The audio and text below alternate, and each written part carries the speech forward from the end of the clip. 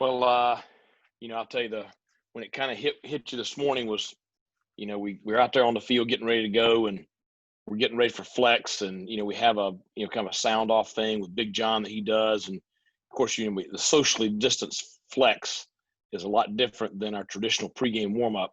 So you've got people from back line to back line, all over the field. And so, most of the time you don't really hear a whole lot. You hear it, but it's not like it normally is with our flex. But I'm standing out there on the 50, and it echoes throughout the stadium. It gives you chills just being back in the stadium, hearing the kids, feeling their energy. Just really, that's when it's like, this is what it's supposed to be like. So it was great to get back out there. We had great weather. I think the officials have to work on that little electronic whistle thing a little bit. So they're going to have to pump that thing into the speaker system or something if they want anybody to hear it. So that's one thing that we all have stuff we got to work on. So some good and some bad. Just like with every scrimmage, I always say, the head coach is usually the only one that's happy, with everything, because one side of the ball's had a good day and the other side of the ball's had a bad day usually. And that's kind of just the way those things go.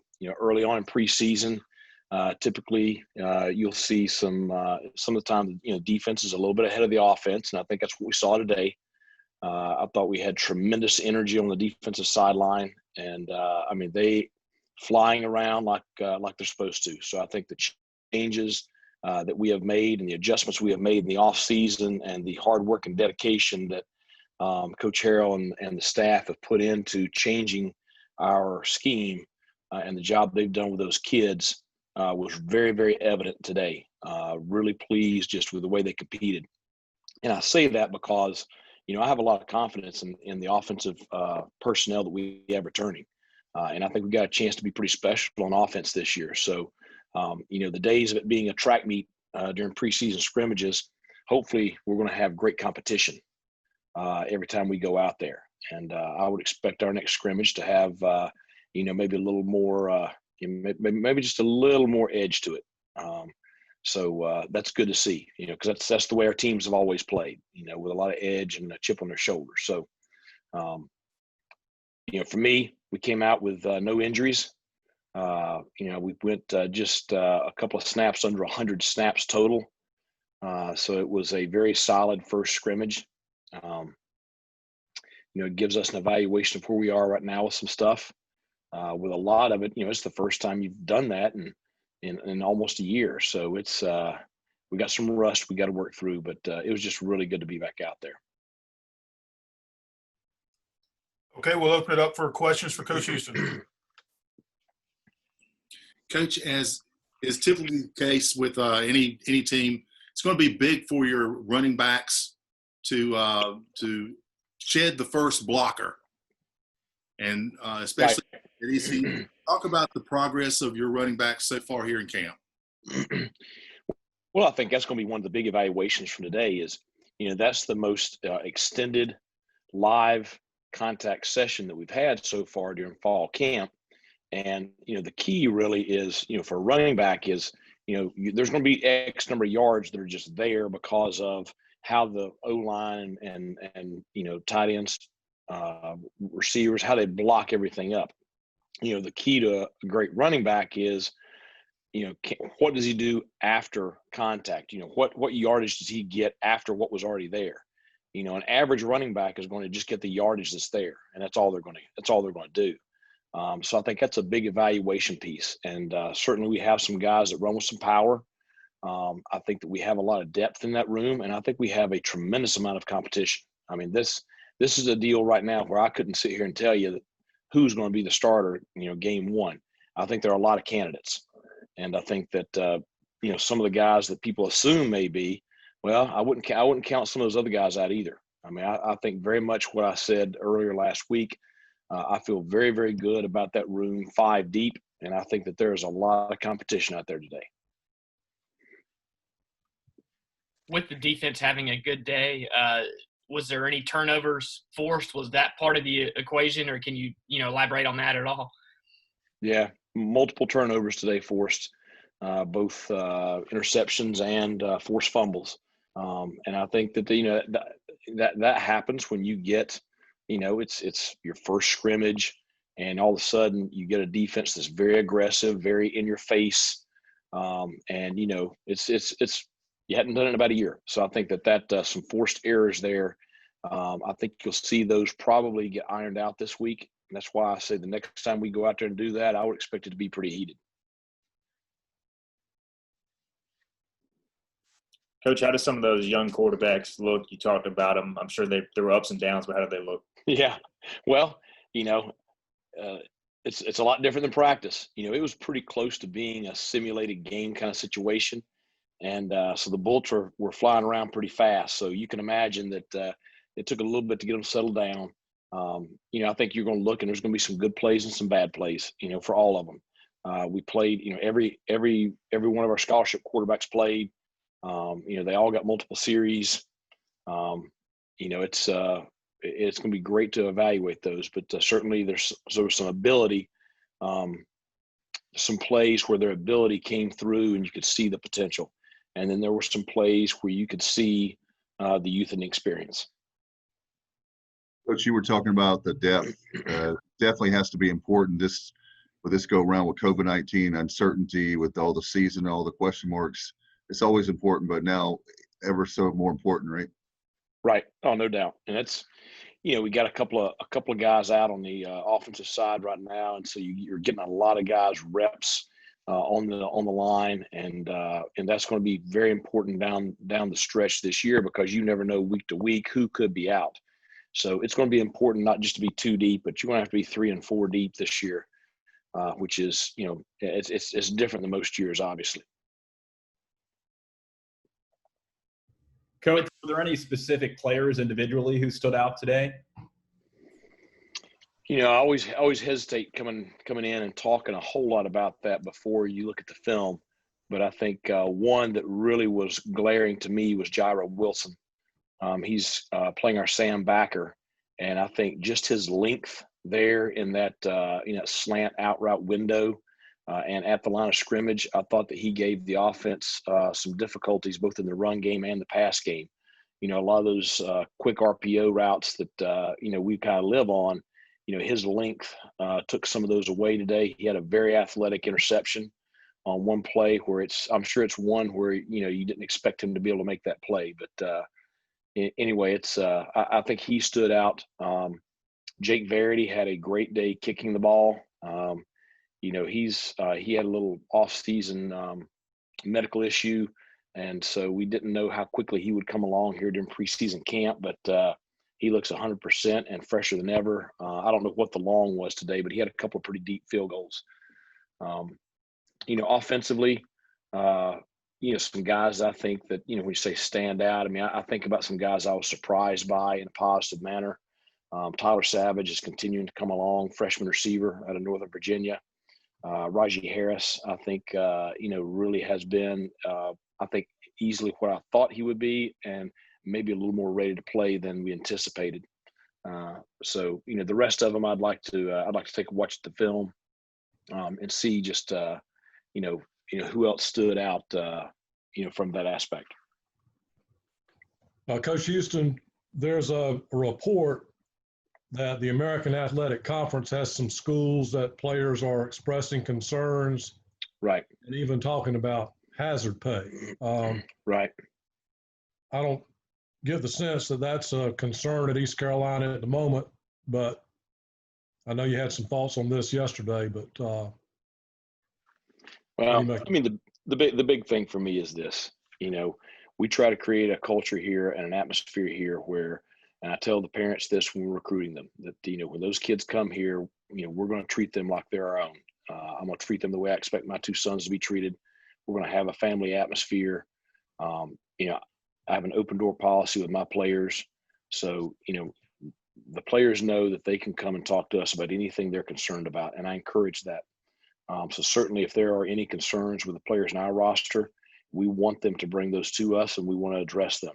I don't ever want to be the guy that sits here tone deaf on anything. It's a deal where my job as the football coach here, my job is to support our players My job is to make sure that they're in a safe environment. My job is to make sure that they have the things they need to be successful, both on the field and off the field.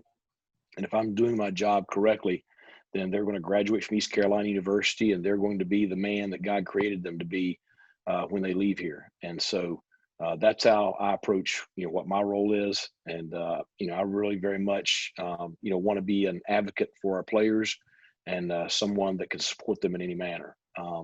So I don't know if any of our guys have been involved with any of that. No one has brought it to me from a standpoint of they were.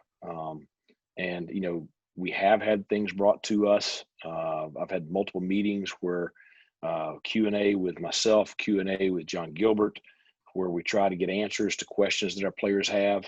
Obviously, we have a very stringent medical process in terms of dealing with the COVID-19 virus. We're fortunate to have a strong medical community here locally. So I think that the players do have confidence in the testing protocols we have and some of the procedures we have in place as far as trying to mitigate the virus as much as possible within our roster and within our building. Coach, I'm interested about any sort of travel plans currently. It just seems like let's say 10 players on a plane end up testing and they can't end up playing and you can only bring 70 players. What kind of things have gone into travel conversations? Are you going to make day trips or stay in hotels? Has there been any conversation about the travel plans for the upcoming season?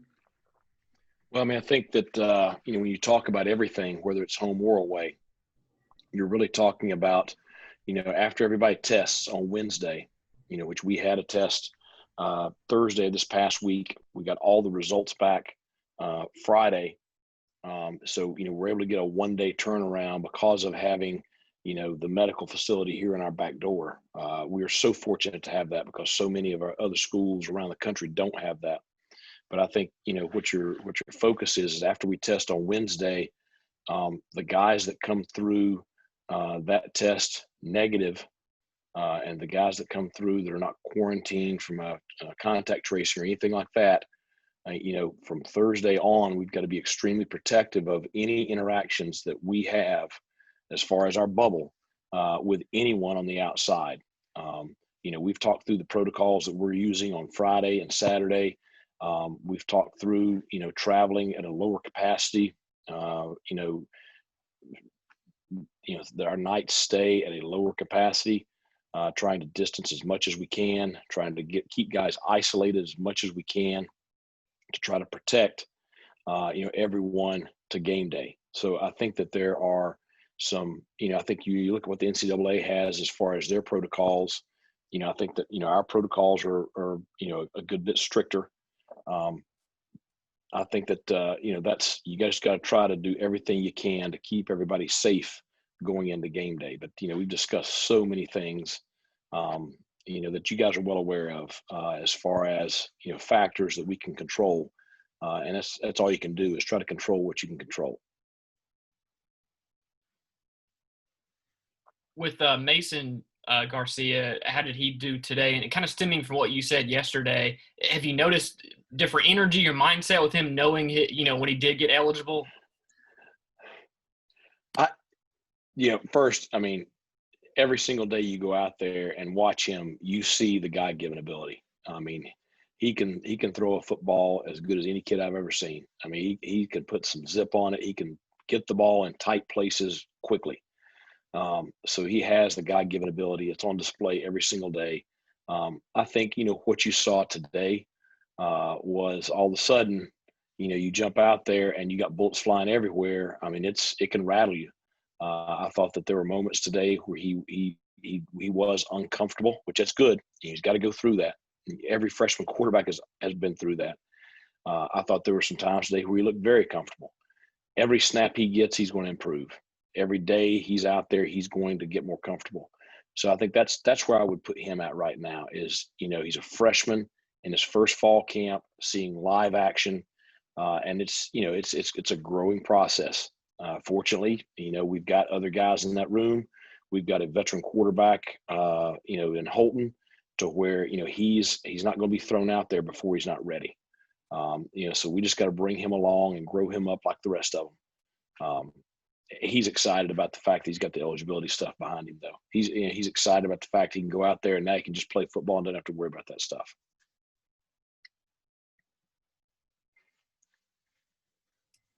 Are there any other questions for Coach? Hey, Coach. Is there any concern from the players about maybe potentially playing in empty stadiums? We know how Downey Thicken Stadium is such an advantage when it's packed Right. out and rocking. Is there any thought process into how that's going to look, or how the players might adapt to that differently? Well, the players and I have talked about it a good bit. Obviously they want our fans there. They many of them came here with one of the factors in their recruiting being the fact that we have a passionate fan base. They appreciate Pirate Nation.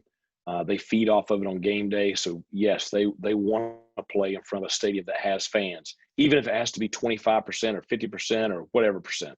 They want fans in the stands. They want their parents to be able to see them. They want their peers to be able to see them. And I've told them, I get it. I just want to play, but I get it. It's something that they wish for. Certainly it's going to be a factor. If we don't have fans in the stand, we'll have to do something to create some atmosphere. There weren't any fans in the stands today, so they're going to compete at a high level no matter what. But, we'll see how that goes. That's something that certainly I can't control and our players can't control. So we'll have to leave that up to the authorities and the people that make those decisions. Coach, you and your staff certainly brought in a very large 2020 class. About 40% of those guys came in mid-year. Just talk about how they're making the transition and some of the guys that have stood out and maybe have an opportunity to get on the field this year. Well, I've talked about that class. We're excited about it. Obviously, one of the things that I had to do when I first got here a year and a half ago was, the roster needed some work. Certainly, we've got some talented older players, but there's not a ton of them. So we did a lot of work this past year in revamping the roster. It's those guys are getting better every single day. It's just everybody out there is exactly like Mason. Every snap they get, they're going to improve. But, at least when we take the field, we have size and we have athleticism. And that's been the thing that's been the most apparent so far during this preseason camp. They may not know which way to go. We got to take care of that stuff.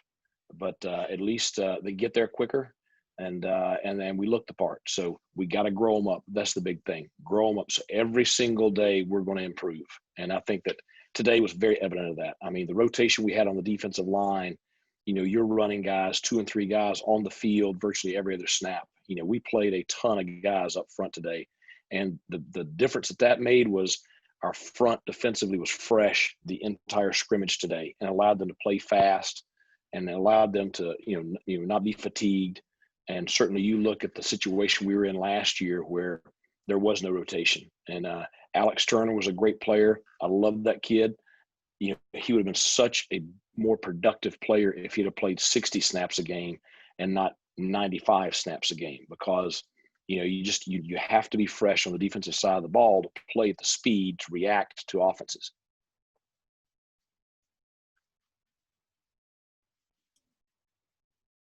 Okay, Coach Houston, thank you very much. Thanks a lot, guys. Have a great weekend. You too. See you next week.